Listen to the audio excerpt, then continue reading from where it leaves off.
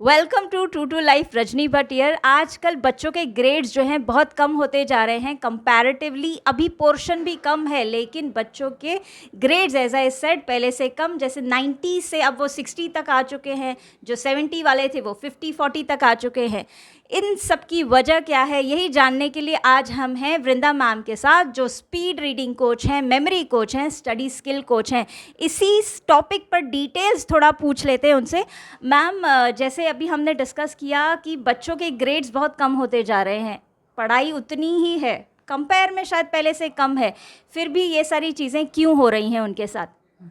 Ma'am, उसके लिए सबसे इम्पॉर्टेंट और महत्वपूर्ण रीज़न यह है कि सोशल मीडिया डिस्ट्रैक्शन। आज बच्चे इतना ज़्यादा एडिक्ट हो चुके हैं उसके लिए। एंड अनफॉर्चुनेटली कोरोना वो ऐसा एक पीरियड था जब सारी चीज़ें रुक गई थी, लेकिन एजुकेशन एंड मेडिकल सर्विसेज, ये दोनों चीज़ें चालू होना बहुत ज़रूरी था। और ऐसे वक्त में एजुकेशन जो कि ऑनलाइन शुरुआत थी, तो बच्चों के हाथ में मोबाइल तो आया ही, उसकी वजह से उनको जो डिस्ट्रैक्शन आया है वो आज तक नहीं गया है। साथ साथ में उनके जो आदतें हैं पढ़ाई करने की, वो यूज़ ऑफ मोबाइल की वजह से काफ़ी चेंज हो चुकी है। उसके साथ साथ बहुत सारे ऐसे इश्यूज़ हैं कि कंपैरिजन होता है, फिर बच्चे उसकी वजह से डिप्रेशन में आ जाते हैं। सोचते हैं कि इसको इतने परसेंटेज आ गए, फिर पेरेंट्स के कारण भी उनको वो बहुत ज़्यादा कंपैरिजन का इशू आता है। साथ साथ में उनके ईटिंग हैबिट्स होते हैं, they are do not have the healthy eating habits, fast food, junk food, जिसकी वजह से उनके ब्रेन सेल्स जो है, न्यूरॉन्स जो है, वो भी काफ़ी हद तक उनमें चेंजेस आने लगे हैं। This has been scientifically proved by neuropsychologist.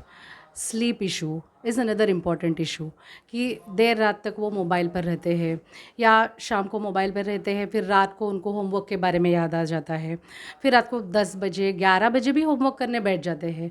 तो सोने का जो टाइम है उनका 12 बजे 1 बजे ऐसा होने लगा है। सुबह स्कूल में जाने के लिए जल्दी उठना पड़ता है।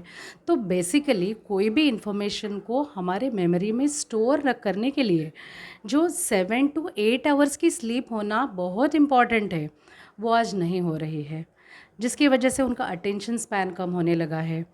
अटेंशन स्पैन ही नहीं है तो चीज़ों समझ में कैसे आएंगे उनको। और यही एक चीज़ है कि चीज़ें जो शिक्षक उनको पढ़ा रहे हैं वो समझ में नहीं आ रहा है, फिर धीरे धीरे उनका इंटरेस्ट कम होने लगा है उसकी वजह से। और इंटरेस्ट ही कम होने लगा है तो अगर इनपुट ही अच्छा नहीं है तो आउटपुट ऐसा कैसा अच्छा रहेगा। So this is the main scenario which has been responsible for reduction and decline of the marks. अच्छा, डिप्रेशन का जो कॉन्सेप्ट है अभी हम रेगुलरली सुन रहे हैं। अगर हम पहले के बच्चों की बात करें तो डिप्रेशन नाम का शब्द हुआ ही नहीं करता था। तो अभी ये जो शब्द आया है उसका कितना इम्पोर्टेंस है, क्या उसका एक्चुअल इम्पैक्ट है बच्चों पर? अगर है तो उसको क्या कैसे हम सॉल्व कर सकते हैं? डिप्रेशन एक ऐसी चीज़ है जिसमें एक मानसिक अवस्था होती है कि बच्चा कई सारे प्रॉब्लम्स के जरिए गुजरता है, प्रॉब्लम्स के थ्रू गुजरता है, और उसको उसका सॉल्यूशन चाहिए होता है। लेकिन दुर्भाग्य से आज यह कह सकते हैं हम लोग कि ना उसे पेरेंट्स समझ रहे हैं, ना टीचर्स समझ रहे हैं। वो डिप्रेशन किस वजह से आता है, कि उसके रीज़न्स क्या है, और हमें उस पर कैसे काम करना चाहिए।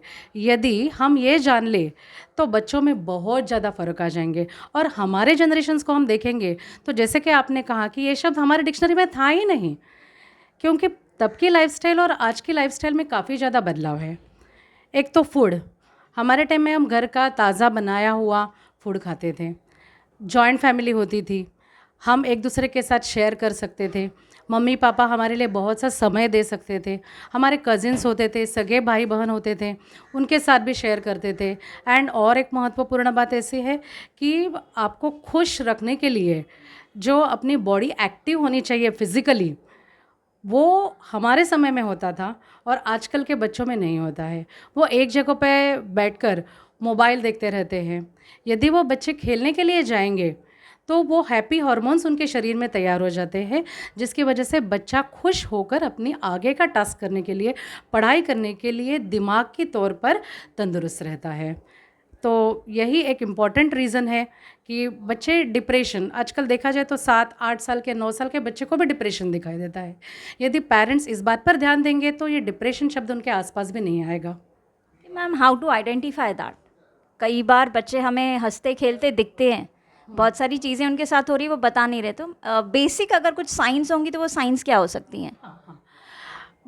सबसे हम आसानी से जिस बात को पहचान सकते हैं कि बच्चा ना पढ़ाई से दूर भागना चाहता है, ना वो उसके ट्यूशन में जाना चाहता है, ना स्कूल जाने में लिए तैयार होता है, जल्दी से पार्टिसिपेट नहीं करता है कोई चीज़ में, घर में भी बातें करना उसका कम हो जाता है, जैसे कि थोड़ा इंट्रोवर्ट होने लगता है, कोई फैमिली फंक्शन में भी जाना नहीं चाहता है, कुछ खाने में उसका मन नहीं लगता है, या बच्चा सिर्फ ज़्यादा जंक फूड खाने का मन करता है।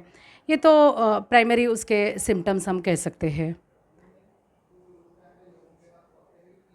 मैम जैसे हमने बात की थी कि काफ़ी सारे बच्चों का ध्यान नहीं लग पा रहा है, लेकिन ऐसे भी काफ़ी बच्चे हैं जो काफ़ी देर तक पढ़ते हैं लेकिन चीज़ें उनको याद नहीं रहती हैं, या फिर ऑन द स्पॉट जब एग्ज़ाम में लिखने बैठते हैं पूरे ब्लैंक हो जाते हैं।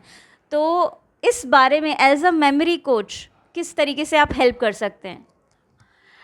कई बच्चों का प्रॉब्लम ये मैंने देखा है कि पढ़ते तो है लेकिन एग्ज़ाम के वक्त ब्लैंक हो जाते हैं। तो उसके पीछे दो रीज़न्स हो सकते हैं। एक तो उन्होंने रिवीजन बराबर से नहीं किया है, या तो आंसर्स को रट लिया है। Some children are literally cramming, and that is because one तो they do not have the interest in that particular subject उनको बोर लगता है, या कई लोगों ने उनको बोला है, टीचर्स बोलते हैं, पेरेंट्स बोलते हैं कि तू पढ़ पढ़, लेकिन पढ़ाई कैसे की जाती है, तुझे किस तरह से पढ़ना है, यह कोई नहीं बोलता है। तो इसकी वजह से उन्हें सब्जेक्ट भी बोरिंग लगते हैं। लेकिन हमारे जो मेमोरी टेक्निक्स है, स्टडी स्किल्स है, जिसकी वजह से बच्चों को स्टडीज़ में जो सब्जेक्ट उन्हें अच्छा नहीं लगता है, बोरिंग लगता है, जैसे कि कुछ बच्चों को हिस्ट्री बोरिंग लगता है, कुछ बच्चों को मैथ्स के फॉर्मूलाज याद नहीं होते हैं, लेकिन ये सारी चीज़ों को आसानी से याद रखने में हमारे जो मेमोरी स्किल्स है, स्टडी स्किल्स है, वो बहुत उन्हें हेल्पफुल हो जाते हैं। किस तरीके से? थोड़ा सा और डिटेल में बताएंगे please? Yes. For that, we need to understand first what is our memory is. Our memory is made up of 5 senses. हम बचपन से हमारे ये 5 सेंसेस को यूज़ करते आ रहे हैं। जैसे कि एक 2 साल का बच्चा है, 3 साल का बच्चा है, वह सब हमारी 5 सेंसेस के ज़रिए काफ़ी इन्फॉर्मेशन वो अपने पास लेता है। एक सिंपल सा एग्जांपल मैं यहाँ पर देना चाहती हूँ। एक 3 साल का बच्चा जो घर में अगर मम्मी उसकी शीरा बना रही है, तो वो उसे थोड़ी दिनों में पता चलता है कि ये शीरे की खुशबू है। क्या वो रट लेता है कि ये शीरे की खुशबू है, शीरे की खुशबू है? नहीं। लेकिन नेक्स्ट टाइम जब मम्मी शीरा बनाएगी तो वो दौड़ कर आता है, मम्मी शीरा बना रही हो क्या? दिस इज़ व्हाट, वो किस तरह से इन्फॉर्मेशन ग्रैब करता है? अपने 5 सेंसेस से, जो देखता है, जो सुनता है, जो सूंघता है। So memory is made up of our 5 senses. हमारे जो स्किल्स हैं ना, वो ये 5 सेंसेस पर बने हैं। How to use our 5 senses to retain the information in our brain. So हमारे वर्कशॉप्स में ये सारी चीज़ें हम बच्चों को करवाते हैं, and that becomes quite helpful to them. Ma'am काफ़ी बच्चों के मुंह से आपने सुना होगा कि उन्हें मेमोरी वीक है, चीज़ें जल्दी याद नहीं हो रही हैं, तो इस बारे में आप क्या कहेंगे? First of all, I would like to tell you there is no such concept that I have weak memory, I have strong memory. ऐसा कुछ नहीं होता है. This is a myth. हाँ, सबसे पहले तो आप ये जान लो कि each one of us is gifted with infinite Anant memory. Only the thing is we need to channelize it with our skills, techniques. मैं आपको यहाँ पर एक बात और बताना चाहती हूँ कि we are undertaking the memory championships. उसमें बहुत सारे एल्डर्स, 60 प्लस सीनियर सिटीजन्स के लिए भी खास तौर पर यह चैम्पियनशिप कंडक्ट की जाती है, जिस तरह से बच्चों के लिए हम कंडक्ट करते हैं। एंड रिसेंटली जो एक 2024 में ही जो Maharashtra open memory championship conduct हुआ था, उसमें एक नासिक से बुज़ुर्ग आए थे। He is 84 years old and he stood in first 10 top participants. तो ऐसे कुछ नहीं होता है कि मेमोरी वीक है, ऐसा कुछ नहीं होता है। जो मैम हेल्थ ड्रिंक में जो सेलिंग पॉइंट होता है, कहते हैं ये ड्रिंक पियो आपका मेमोरी स्ट्रांग होगा, that is all fake? No comment. No comment, okay. हाँ, आपको मेमोरी को अच्छी तरह से सराहने के लिए एक जो प्रोसेस है 3 स्टेप्स में वो डिवाइड होती है, वो देखना है। सबसे पहले कोई चीज़ आप सीखते हो तो 3 R's आर देयर।